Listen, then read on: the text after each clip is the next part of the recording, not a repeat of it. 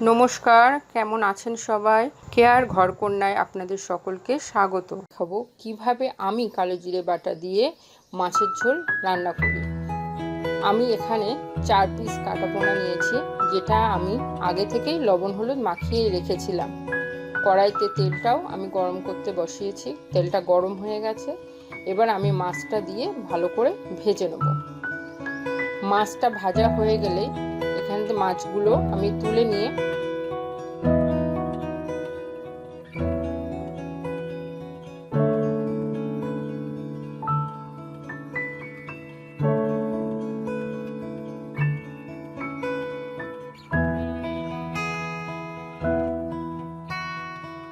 আলু পটল দিয়ে দেবো, যেটা আমি আগে থাকতেই লবণ হলুদ মাখিয়ে রেখেছিলাম। আলু পটলটা হালকা করে ভাজা হয়ে গেছে, এবার আমি এগুলো তুলে নেব।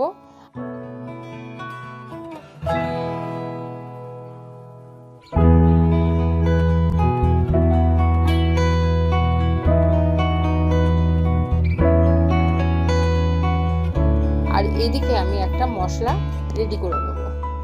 একটা বাটিতে আদা বাটা, লঙ্কা বাটা, ধনে গুঁড়ো, জিরে গুঁড়ো দিয়ে আমি সামান্য জল দিয়ে মিক্সারটা রেডি করে নিলাম। এবার এই গরম তেলের মধ্যে আমি একটু জিরে ফোড়ন দিলাম, দিয়ে মশলার মিক্সি যেটা ছিল সেটা আমি তেলের মধ্যে ঢেলে দিলাম। এবার লবণ হলুদ দিয়ে ওই মশলাটাকে একটু ফুটতে সময় দিলাম। মশলাটা ফুটে উঠলে যখন দেখব মশলাটা দিয়ে অল্প তেল ছাড়ছে, তখন আমি ভাজা আলু পটলগুলো দিয়ে আবার কষতে থাকলাম। যখন বুঝলাম যে এবার প্রায় কষা হয়ে গেছে, তখন আমি আগে থাকতেই বেটে রেখেছিলাম হাফ টিস্পুন কালো জিরা, সেই কালো জিরা বাটাটা এর মধ্যে দিয়ে দেবো। কালো জিরা বাটাটা খুব অল্পই দিতে হয়, কারণ কালো জিরা বাটাটা যদি বেশি হয়ে যায় মাছের ঝোলটা তাহলে তিতো হয়ে যাবে।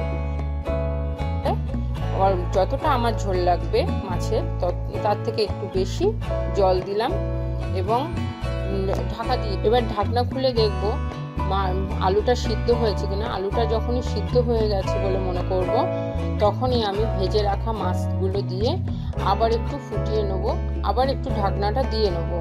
পরিমাণ মতো আমার যতটা ঝোল লাগবে, ঝোলটা শুকিয়ে অতটা হয়ে গেলে আমার মাছের ঝোল রেডি হয়ে যাবে এবং আমি নামিয়ে নেব আর সার্ভ করে দেবো।